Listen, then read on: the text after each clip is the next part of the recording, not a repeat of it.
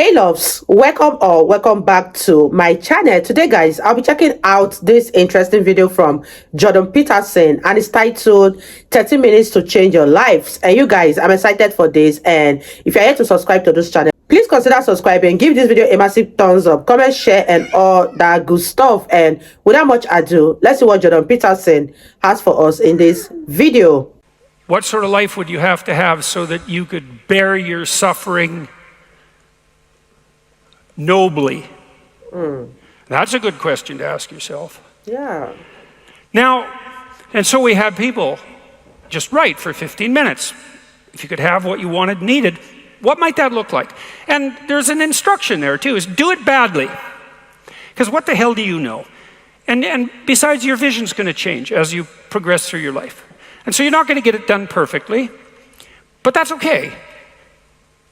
Get it down. Get a rough first draft down, right? A rough approximation of who you could be if you got your act together.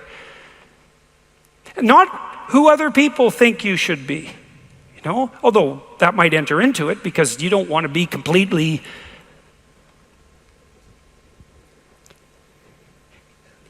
You can't be who you are properly and ignore the fact that you're embedded in a social context. And so you have to take the fact that there are other people into account. Yeah, that's true. And it doesn't mean be who your parents think you should be either, even though that's another source of information that you might want to consider. It's a deeper question. It's like, what would actually motivate you? And you might think, well, I could never have that. It's like, that's not the question that's being addressed here. Although I would say, there's no sense floating off into some kind of impossible juvenile fantasy. And we're making an assumption that you're taking the question seriously and that you're going to remain within the bounds of what you regard as sanely reasonable. So that's the first part. Second part was the opposite of that. It's like, okay, now you've specified a goal, where the goal is, in some sense, both your character and your life. And you've specified that rather vaguely. You only had 15 minutes to write about it. And that's a good thing, because now you have something to move toward. Now, I could tell you this technically. This is an interesting thing to know. People say they want to be happy. That's not true, by the way. If you investigate what people mean when they say they want to be happy, they say, I just want to be happy. It's a very funny phrase. It's, what do you mean, just? Like, there isn't anything harder than that. So you can't just say just, that's all you want. You just want to be happy all the time. That's all it would take. It's like, good luck with that. That's not going to happen. So you can get rid of the just. And then, I want to be happy. Well, maybe. Actually, what people really mean when they say that is they don't want to suffer and be miserable. So really what they mean is they don't want to experience excess negative emotion. And you can find that out if you carefully question people and carefully analyze the answers. You find out they're actually more concerned about avoiding the catastrophic negative than living in a world of hedonistic delight.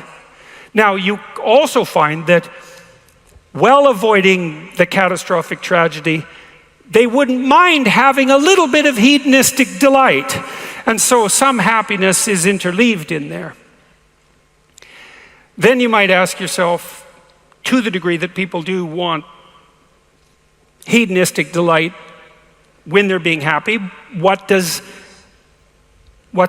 happy mean? Good question. And you might think, well, happy means getting what you want. Happy is how you feel after Christmas dinner. It's like, no, that's asleep, right? That's content and asleep. Now that's a form of contentment, but it isn't really what people mean when they say that they want to be happy. The happiness that people refer to when they talk about happiness has more to do with enthusiasm. And enthusiasm is an interesting word because it means, it's entheos. It means to be inspired. Inspired is in spirit. It means to be imbued with the spirit. Well, Enthusiastic is to be imbued with the Spirit of God, interestingly enough. And we'll return to that.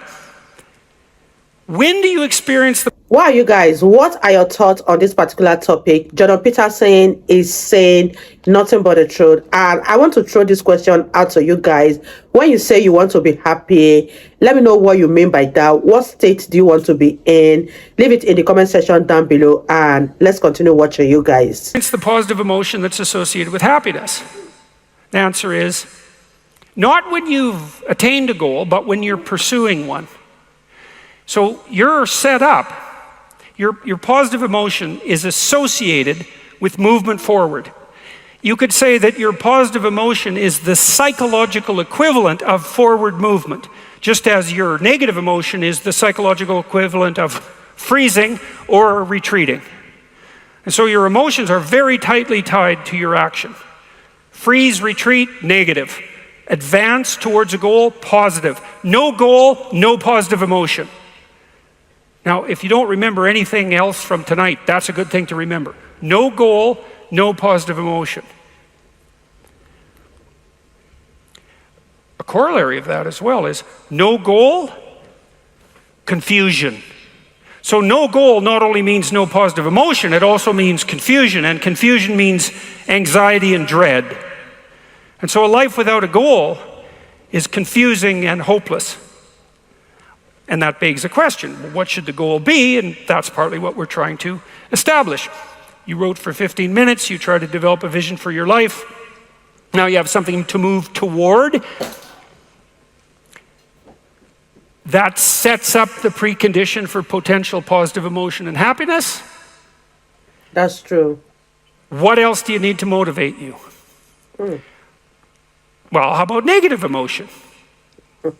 So what do you do with that? Well, negative emotion can stop you. You might think, well, I'd like to get a better job, but I'm afraid of putting myself out in the job market. I'm afraid of being evaluated.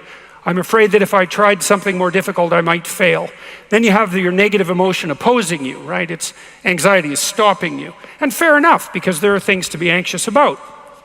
But what if you could get your negative emotion behind you, pushing you instead of stopping you? Sometimes in my clinical practice, I would have clients who hated their job. They're laboring under the thumb of a tyrant. And maybe that was partly because they'd turned themselves into slaves. But it didn't matter. They were laboring under the thumb of a tyrant. They needed to make a move, laterally or up. They needed to make a move. And they were often afraid to. And they had their reasons. They didn't want to contemplate their resumes. They didn't want to open up their CVs. They didn't want to face the inadequacies of their past. They were afraid of being evaluated.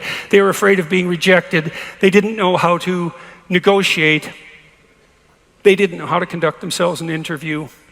They were afraid of losing the security they'd already built up. They had their fears, and they were real, and those fears stopped them.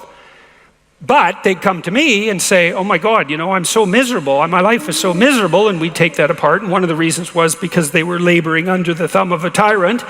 And then we'd talk that through, and they'd say, well, I'm afraid to make a change. And I'd say, well, that's okay. That's understandable. How afraid are you of not making a change? Let's make a little vision of that.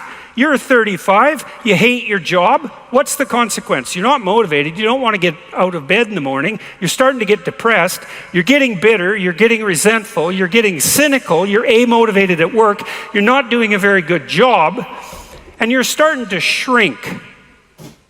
Now play that out for 10 years. You don't change it, you don't fix it. And what happens? Well, it's not like it's going to get better of its own accord. What's going to happen to you? Well, for sure, at minimum, what's going to happen to you is you're going to be in the same situation, but 10 years older. And if you can't get out of that situation now, what the hell makes you think you're going to get out of it in 10 years? Nothing. You're 10 years older, you're 10 years more bitter, you're 10 years more cynical. Maybe by that time your marriage has collapsed because who the hell wants to live with you? Wow. You're even more of a slave You guys, Jordan Peterson is saying nothing but the truth, and there's a lot of lesson to be learned from what he is saying here. Whatever that is holding you back today, don't say, I'll leave it for another 5 years or another 10 years, because in another 5 or 10 years it's not going to be better. Instead, it's going to get worse. So whatever scares you from moving forward, from taking that leap of faith into exploring a whole new ocean, just put it aside and go for it, because if you don't do it now, you're not going to break out from whatever depressed state you are in today. Let me know what you guys think about this video in the comment section down below, and let's wrap this video up, you guys. Than you were, because you've labored another 10 years under the thumb of the tyrant and stepped backwards every time you were asked to, so you got smaller and smaller as the tyrant got bigger and bigger. It's like, think about that, and that means imagine it. Imagine that, okay? Now that's the situation. You're stuck where you are, but it's 10 years from now. And when I say think of that, I mean imagine that. It's like really play it out. It's like, you know how miserable you are now? You're afraid of making the necessary changes, but you know how miserable you are now. Just imagine how miserable you could be in 10 years. And in all likelihood, what you'll find is that you're way more afraid of that than you are of whatever's stopping you in the present.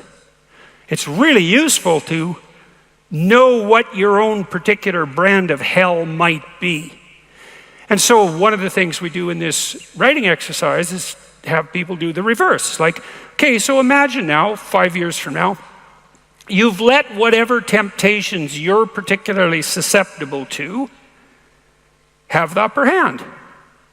And they've augured you into the ground. You know, one person's an alcoholic, another person's a criminal, another person's living on the street, someone else is like skirting the edges of prostitution, somebody else is narcissistic and bitter, somebody else is depressed and anxious. You know where you would fall off the edge of the earth if you fell off in whatever direction you're prone to fall off. Everyone knows that, but we avoid that. You know, that's rule 3. Do not hide things in the fog. Is that the rule? Do not hide unwanted things in the fog. Yeah, well, we often won't allow ourselves to imagine the catastrophe that we're pursuing, let's say through inaction. That's a good thing to fix. So now you say, well, you think for 15 minutes, that's not very long, about who you could be and what you could have if you could have what you wanted, if you were who you could be. And then you think about what sort of hell you could produce for yourself if you didn't do that. And that's not a bad polarity. It's like, I'm going to get away from that. Yeah. And I'm going to move towards that. And then you have your negative emotion working for you and your positive emotion working for you. And that's a good gradient. And that's a great gradient emotionally, because as I said, you don't experience positive emotion except in relationship to a goal. And if you've got a nice gradient on your goal pursuit, then that's going to increase the degree to which you feel positive emotion. And positive emotion, by the way, isn't just about being happy. That's the most trivial part of it in some sense. Positive emotion allows you to focus. It's the soul of concentration. It's the essence of enthusiastic motivation. When you say, I really want to do that, that statement is predicated on the existence of positive emotion. It's the fact that the goal beckons to you that makes you say, I want to do that. And you know how much easier it is to do something you want to do than to do something you don't want to do. Yeah. And that ease is actually a consequence of the activation of the system that governs positive emotion.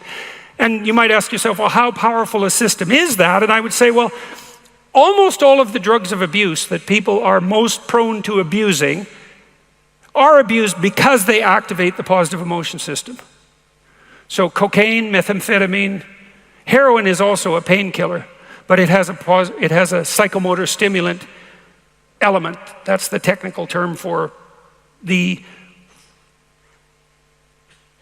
pharmacological effect of pharmacological agents on the positive emotion system. Psychomotor stimulation. Psychomotor because it's associated with movement forward. And cocaine is such a powerful drug because it makes you feel like you're doing something worthwhile. That's the system it hyperactivates. And so it's a primary system of motivation. It's as old as forward movement itself. It's a cardinal source of meaning, and it only manifests itself in relationship to a goal.